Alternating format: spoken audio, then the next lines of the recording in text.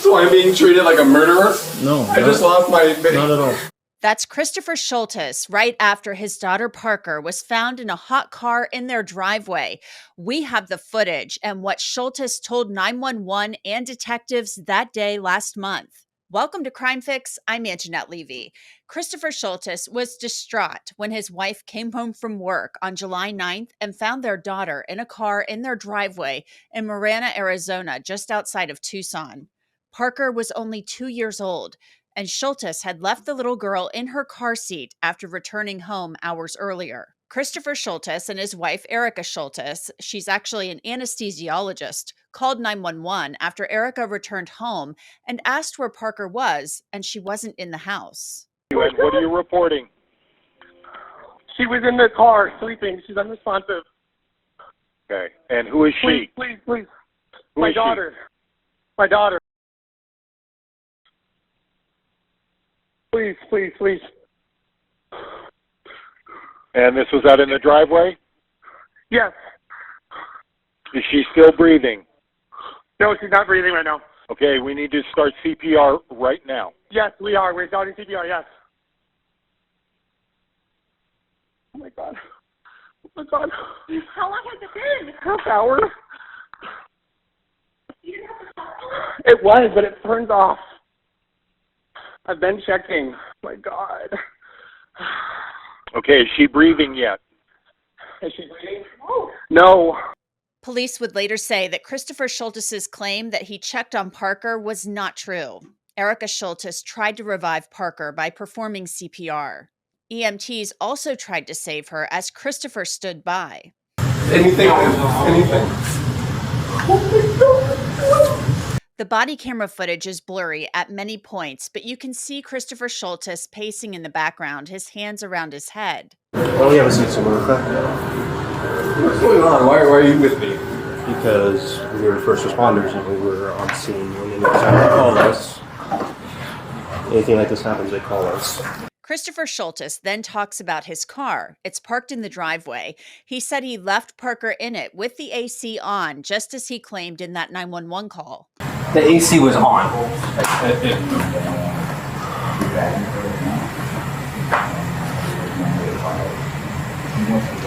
What car was Are it? you guys all here for my MDX? The one parked In the outside? driveway. The black one? Okay. The blue. Or blue. Are you guys here for me?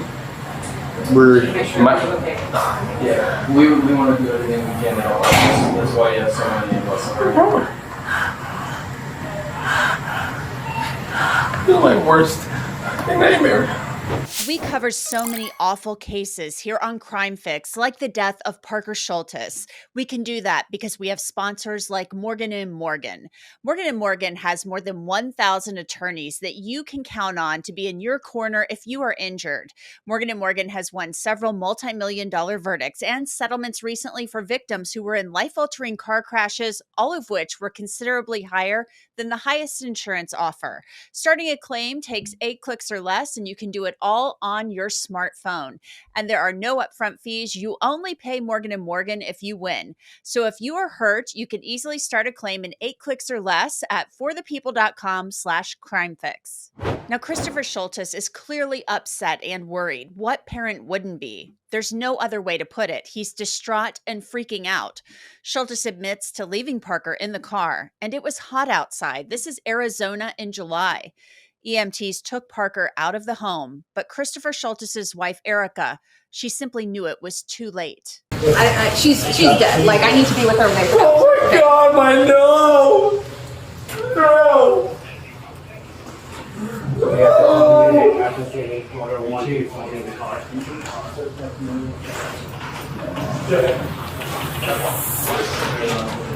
She's dead. We're nothing. Sir, we're doing the best we can. Oh my God, oh my God, oh my God.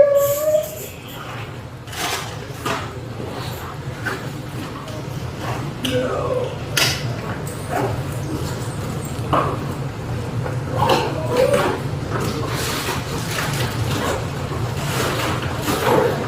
They're going to Northwest. They're going to university. Yeah, they're going to Banner right now. We're gonna keep you updated with everything, okay? We just need to stand by with you right now, alright? Is that your wife out there? Yes. Okay. We're gonna make sure she gets down there okay. Alright, we have officers escorting her down there. If we need to, we will drive her down there and we'll make the same accommodations for you, alright?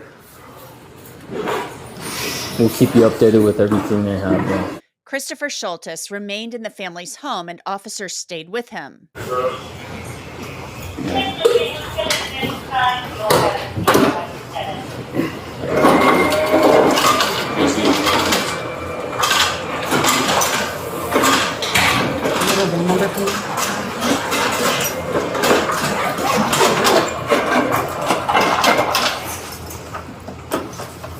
Thank you.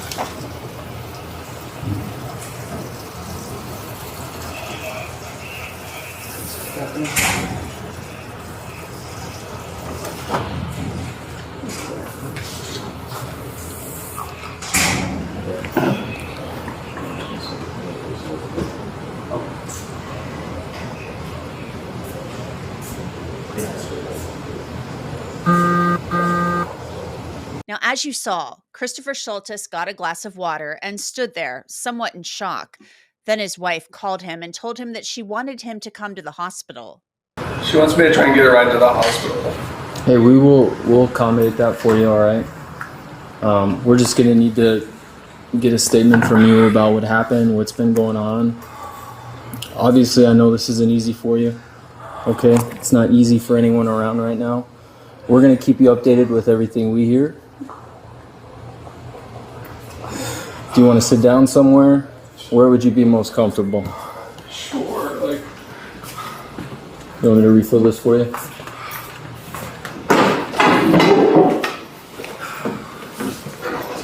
Can I sit? Is that alright? It's fine. And what happened today?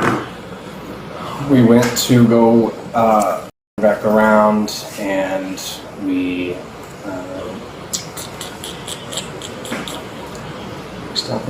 we didn't stop moving food. We just came home. My daughters were at Elevate with my friend next door. They got home about 2:45 or so, and then we've just been hanging out at home. She was sleeping in the car, and I had the car on. But it has a sensor where like every 30 minutes or so it'll turn off if you haven't moved. I swore she was in the house playing with her sisters like she always does. Just been right now, haven't been doing anything else really on the house. And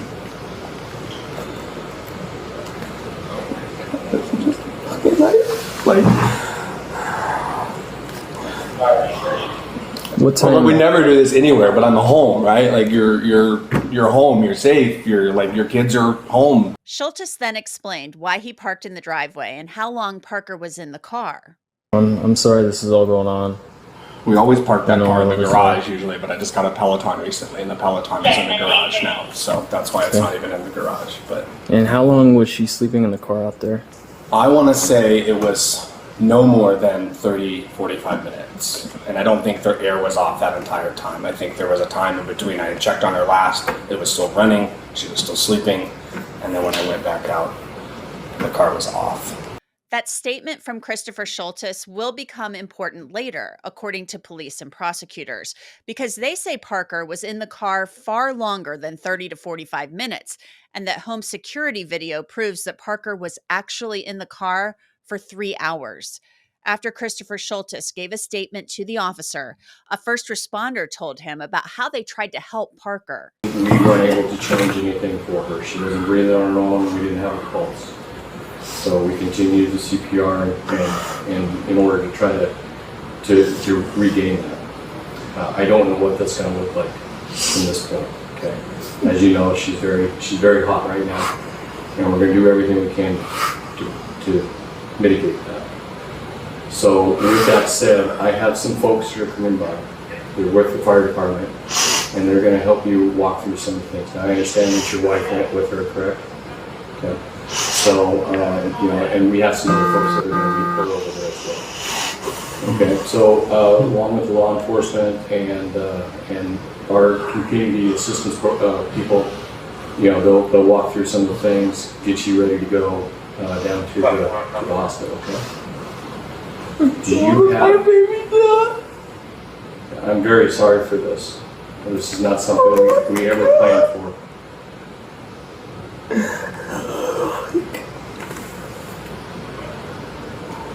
Chris, do you have any questions for me?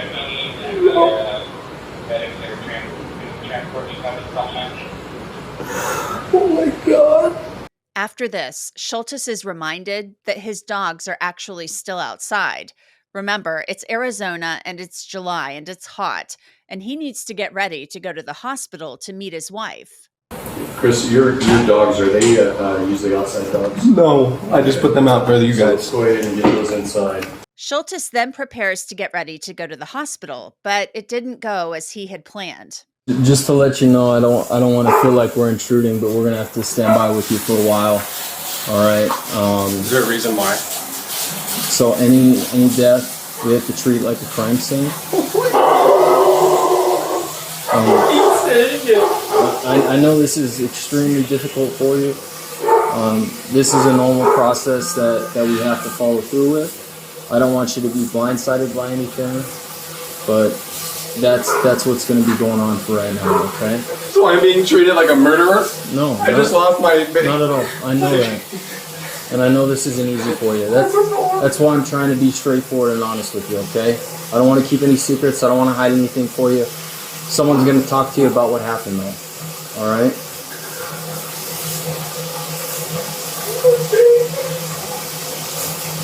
We will keep you updated with everything. My whole family, my whole family's gonna be ruined. We'll be all right. Shower. So we can't let you do that right now. We have to stand by with you. Okay? As soon as you can, we will let you You know. can stay in the room if you want, but I'm gonna talk to you. I know this isn't easy for you, but the quicker we get this done and finish up, the sooner you can be with your wife. All right? I'm trying We need to stand rinse by off with you. so I can go to the I know, hospital but to be with my wife. we're not going to shower or anything right now. You need to stand by with us. I don't understand why. Okay? Just to explain, the officers are treating this like a crime scene, so they can't let Christopher Scholtes shower because at this point, they really don't know what they're dealing with. They can't let him possibly wash away evidence of a crime, and he is not happy that he cannot shower. Please. I don't understand why. I tried explaining that to you. We just need to stand by And with I'm you. standing by. Why can't I take I a know. shower while you stand by? What is... It's not necessary right now. Okay. I'm not going to stand here and watch you shower. There'll be time for that, but it's not right now, okay? The officers stay with Scholtes, but he wants to go to the hospital, but they don't let him leave. If I go with you guys, can we leave now? Not right Is now. that what the delay is? What's the delay?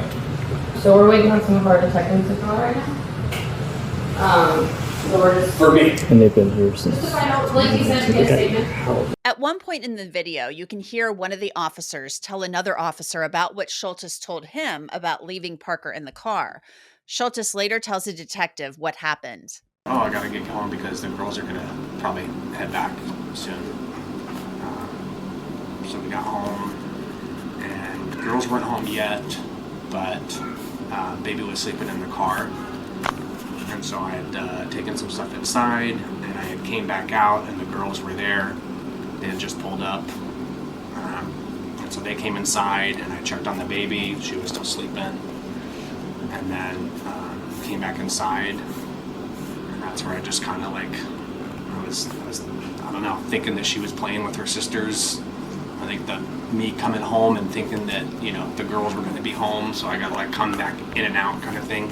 I don't know what like caused me to do it, but no, I just, we're at home. Like you think when you're at home with your kids, like you're safe, right? Now, you heard Scholtes say that he had checked on Parker, and the last time he had done so was around 2:30 that afternoon.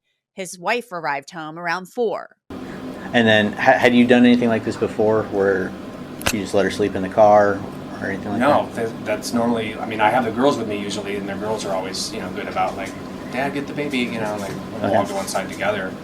But yeah, the only time it would ever happen would be like at home in the driveway kind of thing. Scholtes told the detective he thought Parker was in the house with his other children, but police say his other daughters told detectives that he became distracted by his food and playing a video game, and that he had left the kids in the car 59 times before. Scholtes was arrested and charged with child abuse and second-degree murder 3 days later. So remember how we talked about the investigation and things that would transpire? Okay, and I told you I'm always going to tell you guys the truth. There's no secrets here, right? So based off of our investigation at this point, right, we have determined that there's probable cause to go ahead and charge you for what happened. Okay. Let's come out here, Christopher. No. It's okay. It's okay. No. Okay. So listen. Listen. Okay. This doesn't change. You haven't heard this. This doesn't change what's going on. Okay. What happens at this point? It's simple. Okay. What happens at this point is you are going to be taken into custody. All right, and you will be booked. And then after you are booked, you have an initial appearance with the judge within the first 24 hours. Okay. After the first 24 hours, right, the judge will determine bond and things like that as far as what happens next. At that point, the case goes to the courts. It'll be between you, it'll be between your attorneys, and it'll be between the county prosecutor. So, again, I can't change the consequences of what happened, all right? But what I'm going to ask of you... Okay. Could I just have you stand up for me, please? Come on, Chris. Let's go out here. Can you grab him some shoes, please? No, come on, Christopher. It's okay. It's okay. Yes. Yeah. The original complaint charging Scholtes with second-degree murder showed Scholtes' wife sent a text message to him as Parker was being taken to the hospital. It said, "I told you to stop leaving them in the car. How many times have I told you?" And Scholtes responded, "Babe, I'm sorry." His wife responded, "We've lost her. She was perfect." Scholtes then responded, "Babe, our family, how could I do this? I killed our baby. This can't be real." But the detective actually asked Scholtes about whether he regularly left the children in the car. This is what he said. Okay. And again, just for confirmation, this is not something that you've done before where, the kids have just been left in the vehicle while it's running or anything like that? No. We're at home. What would be the reason? The grand jury later met and indicted Christopher Scholtes on a first-degree murder charge and child abuse, so they upgraded the charge. He has pleaded not guilty to both charges. And that's it for this episode of Crime Fix. I'm Angenette Levy. Thanks so much for being with me. I'll see you back here next time.